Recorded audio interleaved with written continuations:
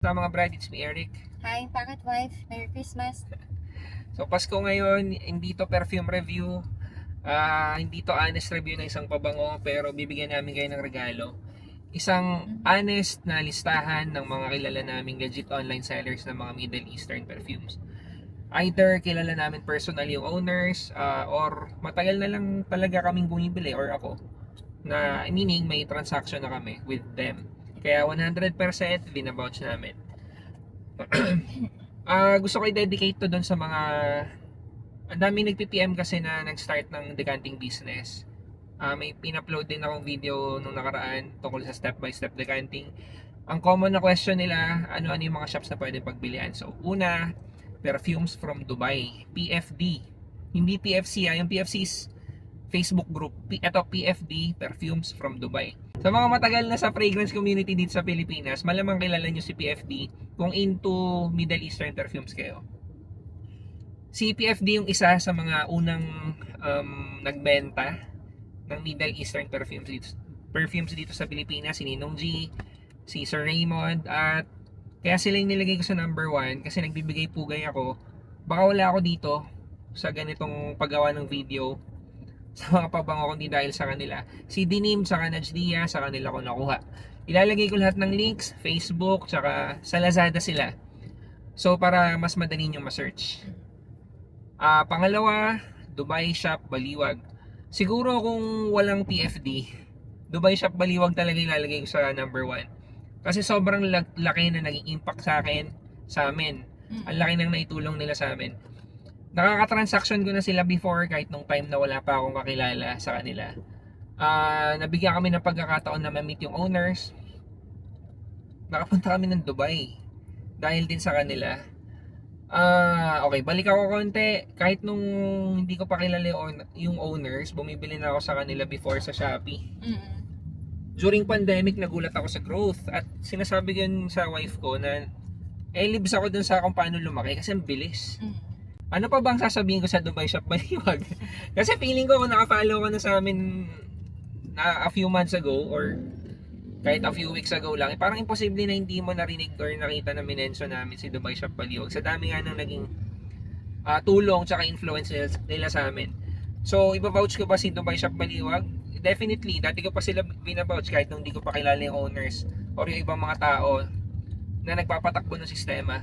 Sobrang ganda ng sistema nila. Nakita ko first hand. Gusto ko nga ma-imitate if ever na lumaki rin yung shop natin or shop namin. Lalagay ko dito yung Shopee nila, yung Facebook nila. Number 3, Dubai Pasabay, Batangas. Si Dubai Pasabay, Batangas, na-meet na rin namin yung owner sa Dubai. Ano pangalan? Si Ma'am Christine at saka si Sir R. Okay, special mention na lang, in-encourage kasi din namin siya or sila na mag-vlog. Parang gusto rin naman nila pero hindi pa sila, kailangan pa ng konting push.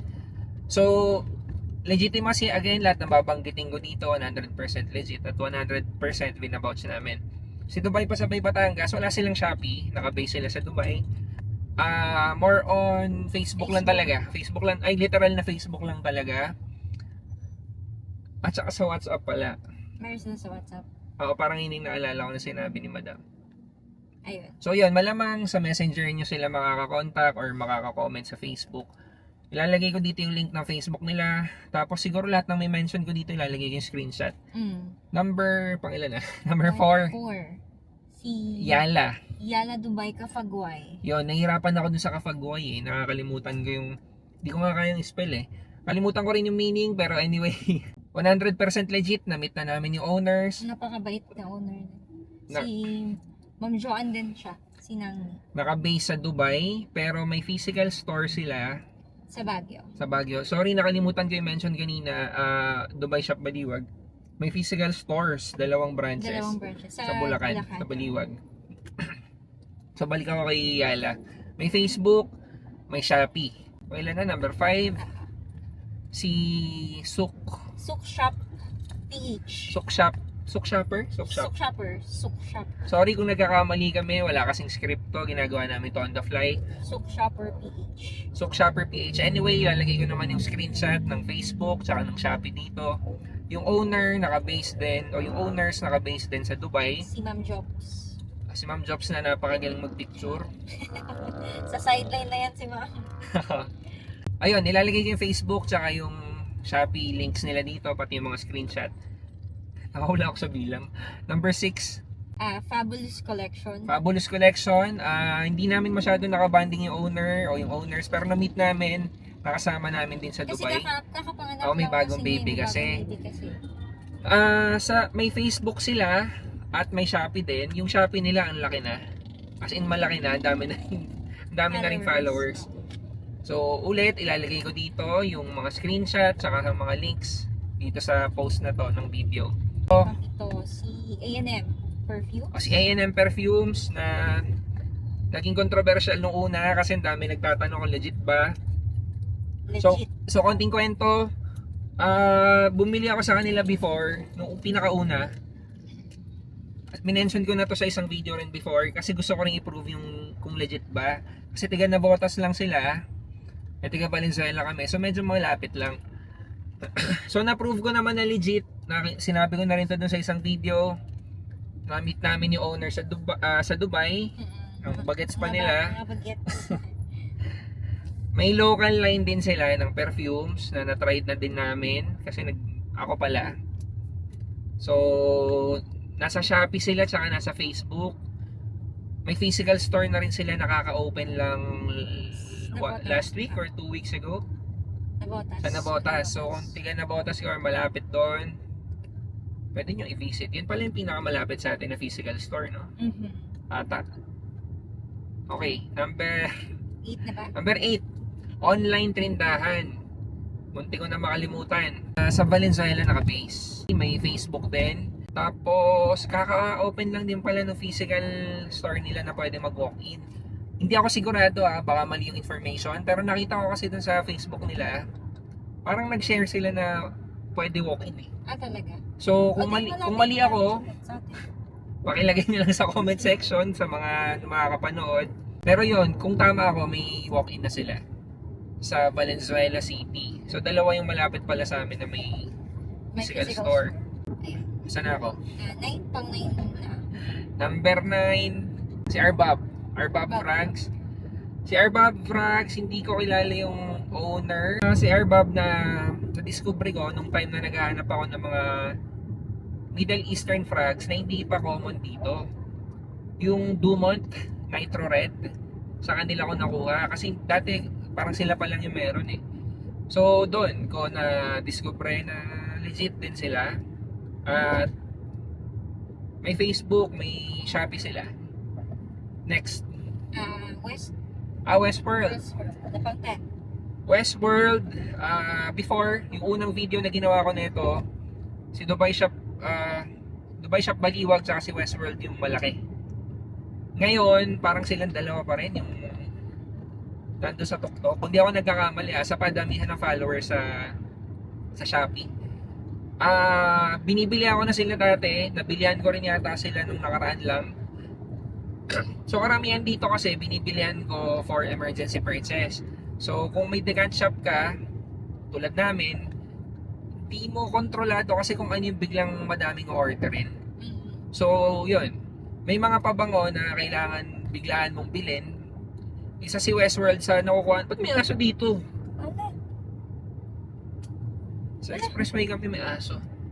Sorry. Si Westworld yung isa sa nakukuha na namin na pwede ko i-compare yung yung sistema kay Dubai Shop Baliwag. At least sa experience ko, mabilis din sila mag-process. Kaya yung dalawa na yun yung tinuturing kong sa tok-tok ng mga sellers ng Middle Eastern perfumes. May physical store na rin sila sa QC, parang 1 month or 2 months na ba nag-open. At parang ang ganda ng pwesto nila kasi QC nasa heart ng ng metro. Bother ako dun sa Ako aso. din para Wala ba tayong pwedeng mapagsabihan na sabihin na lang natin sa toll mamaya. Labas. Layo ng pinagalingan nyo. Anyway, Pang 11. sira tuloy. Chanel sa Dubai naka-base, na-meet na namin yung owners. Diba? Unang usap ko kay Chanel, parang through kasi nagamit ko sa meme, yung Blue de Chanel. Tapos may in-order din ako before sa kanila ng mga perfumes. More on pre-order sila. Okay yung presyo, pero yun nga kasi pre-order. May parang by air tsaka by sea. So, sila wala pang Shopee, pero may Facebook. Tapos may, kakikita ko lang may pinapatayo na sila na physical store sa Pangasinan. Sa Pangasinan. Po. Congrats. Next, yung mother. Si Ma'am Mix. Si Ma'am Mix. Na nakwento ko na rin before. Na-meet namin siya sa Dubai. Si Madam Mix ang isa sa alam kong nagpauso. Hindi ko sure kung siya yung una, pero isa siya sa mga yung pre-order na ang bahaba talaga ng presyo. So, may mga nakakatawang kwento na ako before sa kanya. Kumbaga, order ako pero laban bawi kasi nga akala ko too good to be true Nagduda rin ako nung una. Pero legit siya, proven. At na-meet na rin namin sa Dubai. Ang dami na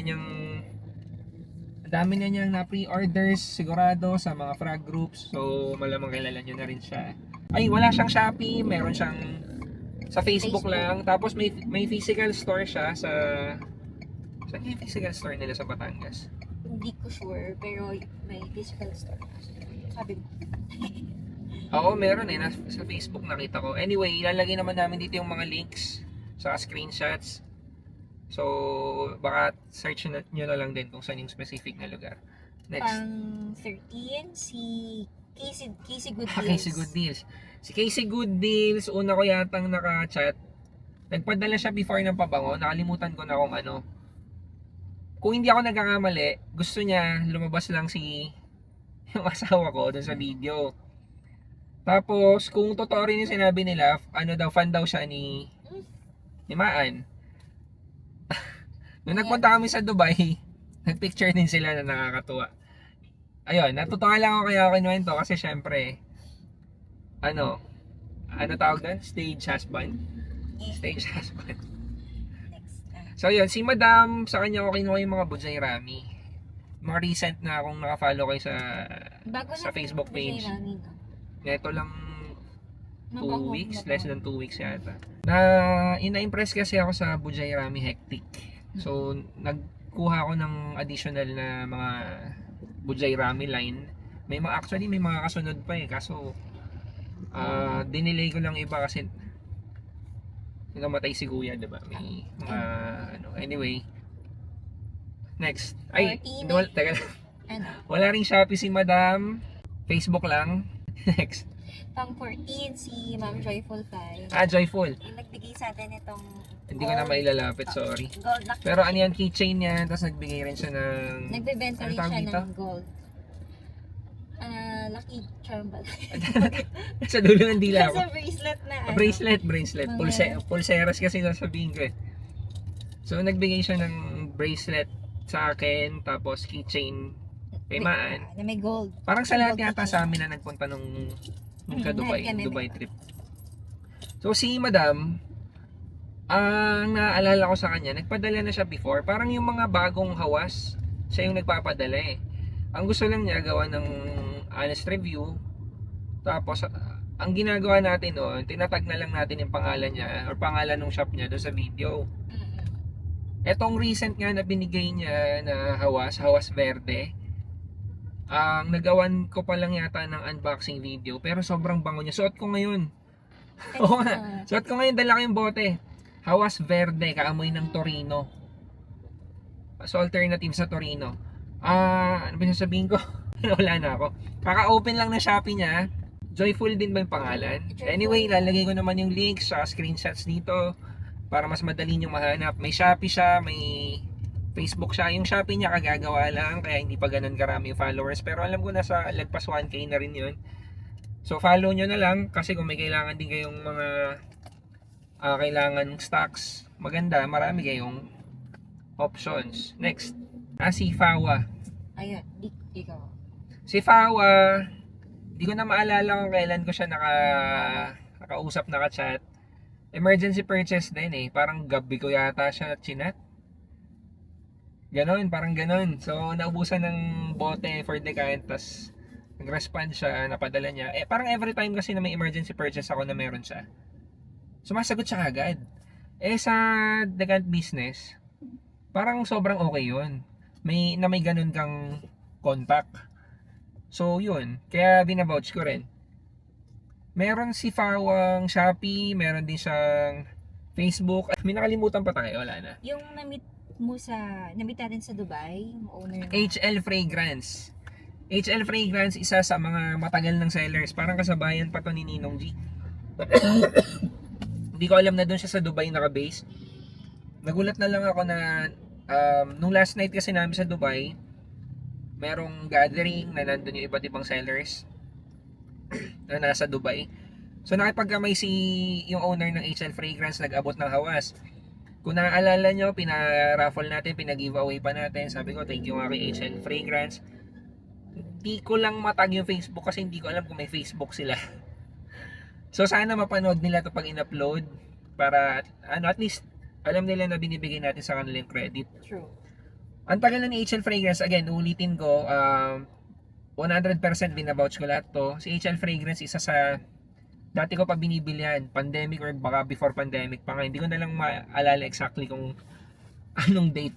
Hindi ako sure kung meron silang Facebook, pero sure ako na nasa Shopee sila. Last, si House of Perfume. Nasama ko na rin to before sa ganitong klaseng video. Meron silang Facebook, meron din silang Shopee. Tiga Dubai din pala. Doon sa owner ng HL Fragrance ko lang din nalaman. Kasi minention niya. So ilalagay ko na lang dito yung links ng lahat ng minention namin na mga shops. Bakit ko ba ginagawa to or bakit ba namin ginagawa to? Kasi wala, alam ko makakatulong eh. Kasi sa experience ko ng pagdedecant, na-realize ko na mas marami kang alam na supplier. Mas maganda for your business. Tapos, alam nyo naman, never ako nag-gatekeep eh. Kahit sa mga ganitong bagay. Kasi naniniwala ako na sa sobrang daming pwede mong bentahan, hindi tayo magkakaagawan eh. Yung kapitbahay mo lang, baka hindi pa niyan alam yung Middle Eastern perfume, so pwede mo offeran, di ba? So yun lang. Sharing is caring. Pasko ngayon. Maraming salamat. Merry Christmas. Happy Holidays. Merry Christmas. Malapit na kasi tayo. Kung may na-miss kami, sorry. Pakilagay na lang sa comment section. Kasi kung mababasa ng iba, mas beneficial sa maraming tao na makakakita. Thank you. Yan lang.